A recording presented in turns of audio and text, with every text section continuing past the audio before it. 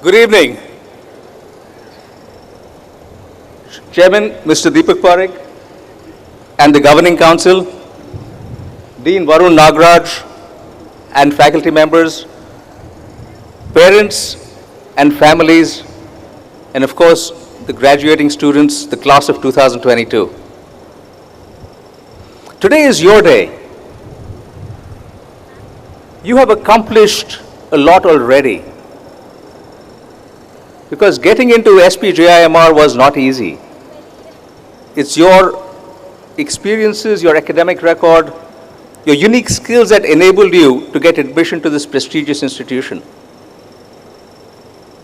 But you're also a very special batch, as the majority of your 2 years was spent during the pandemic. You had many adversities, various challenges, and you adapted to the circumstances. That made you stronger. And these are some skills that will be very relevant as you go out into the world. You graduate today with the power of this degree and with your aspirations.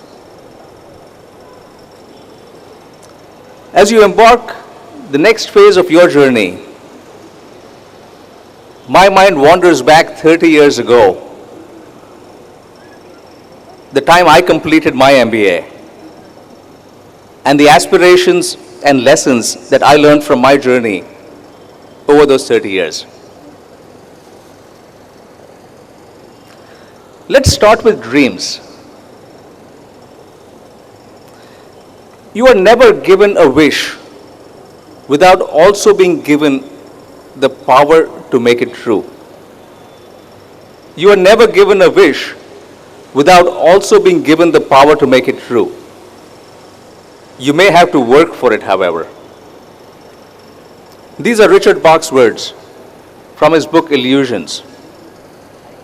They have stayed with me through my journey over 30 years, and I will admit it took many years for me to fully understand this meaning. To make dreams possible, you have to start with a dream. My dream started taking shape when I was in 8th grade. I know it sounds a little too early, but I was visiting my cousin and her fiancé at IIM Ahmedabad, and I fell in love with the campus. And I knew that I had to go there. There was a special bond as my parents met on that campus. My father was in the first batch, and my mother was in the second batch, only one of 2 women in that batch. But that was only the first step. The dream was to be the India CEO for a global multinational before the age of 40. It was influenced by my father's career. It led me to seek experiences in the US and eventually return as CEO of GE Capital in India at the age of 39. It was a wish. I realized over time that I had the power to make it true. And you today have the power to make your dreams possible. You may have to work for them, however. As I think about the work I had to put in to make my dream possible, it could be summed up in one word: innovation. What is innovation? For me, it has been the willingness to learn, the determination to keep trying, and the focus on tangible outcomes at both the personal and professional level. Innovation is about the willingness to learn. I'm here today because of everyone who has coached and guided me. My parents, who kept pushing me to do better. My wife, who always reminds me that I should understand people's feelings and build relationships. My sons, who taught me that to get control, you have to give up control. A special person, Mahindra, who has taught me how to bring out the best in people. I'm still learning on that one. And my bosses over the years, who often told me, you're really bad at this. One instance was very early in my career, in my first year at Bain. My manager and I were driving back to the airport after a client meeting. This was Bain in Boston, and the feedback typically there was very direct and often very brutal. And his message was, he said, Anish, you add no value in meetings. You know a lot, but you don't speak much. So where is the value add? And then he gave me a very valuable insight. He said, use the whiteboard as a tool. Your thoughts are structured well. Stand up, take charge of the meeting, structure the meeting. And that helped me tremendously over the years. And even today, I'll often just get up and use the whiteboard and start doodling. There were many such occasions. And I was really bad at lots of things. But very fortunate to have bosses who were direct enough to say it. Their feedback was brutal, but I welcomed it, because it gave me a chance to improve myself at every stage. And that willingness to learn is what has made me who I am today. Innovation is about determination. Let me share a story when I was a PhD student.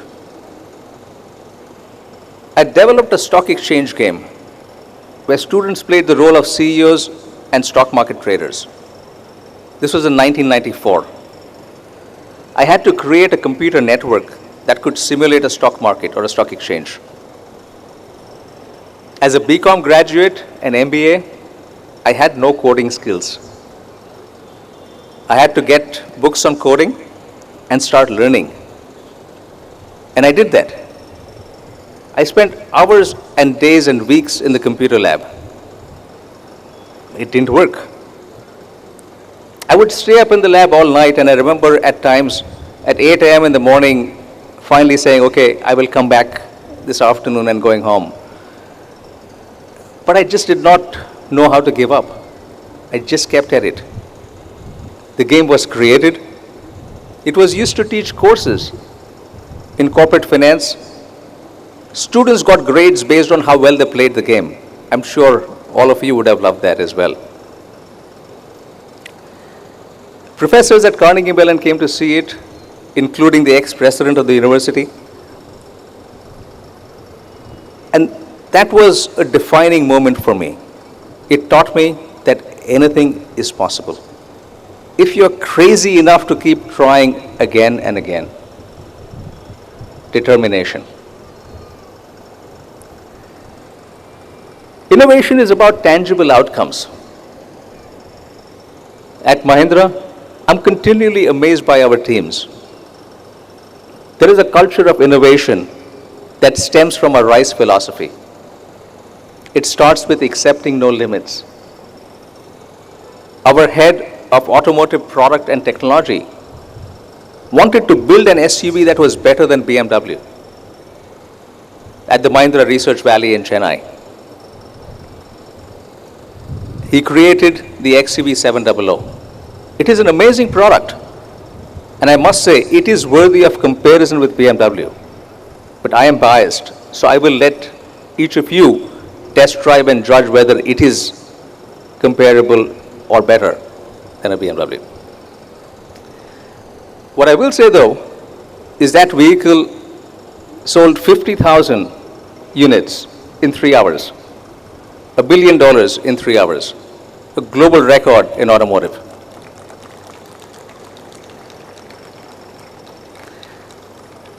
Our real estate business, just last month, launched India's first net zero energy residential community, which was sold out in 3 days.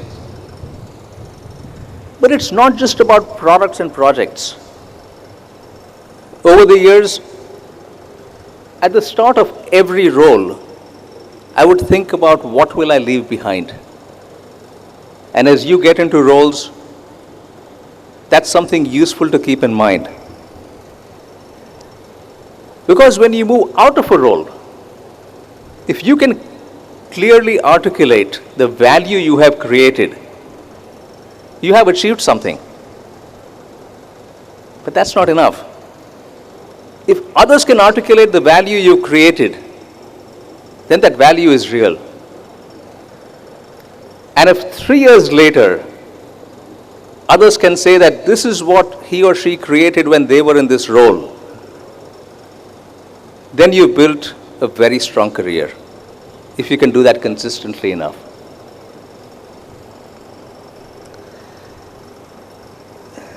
But innovation alone was not enough. There is another factor that played a key role in my journey, and that's called helping others succeed. Helping others succeed. This was an insight I got early in my career. I was a sales and marketing head for a .com within GE. And for various reasons, we recommended to the CEO of the parent company that this .com had to be shut down. And we would be out of our jobs. So that evening, I called a senior leader from the parent company. I had met him only once, and that too with 20 customers over a dinner, and had a very brief conversation. I really didn't know him, nor did he know me. But his response was amazing. He said, Anish, don't call anyone else. I'm traveling right now. I'm back on Tuesday. You have a role here. I don't know what that role is. We will create something for you, but you're staying here with us. And when I met him on Tuesday, I asked him, I said, I was very surprised because you don't know me. And I did not expect that reaction. And he said, I know you well. You helped many of your peers, and they have been talking about you. This is counterintuitive if you think of career as competition. I can tell you it will result in some painful situations where you feel that you've done the work but someone else has taken the credit for it. But this is a very powerful approach, and one that has benefited me across various roles. There was one role where, given the culture of that organization, I did not follow these principles. And despite creating some very tangible outcomes, that role did not go very well. But there were many other roles where helping others succeed helped build trust and a high level of collaboration that helped me succeed. I didn't get credit for lots of things I did, but that didn't matter. If others were successful, that was good enough. And that eventually helped me a lot. So in conclusion, I'll leave you with one message. Follow your heart. In all key career decisions, I've followed my heart.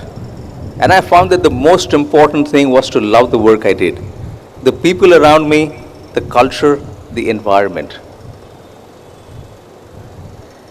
As I reflect on my journey, it started with the passion to be someone, to achieve something. And I'm sure all of you have that passion. It has been a lot of hard work and a lot of fun. There were many 100-hour weeks and all-nighters.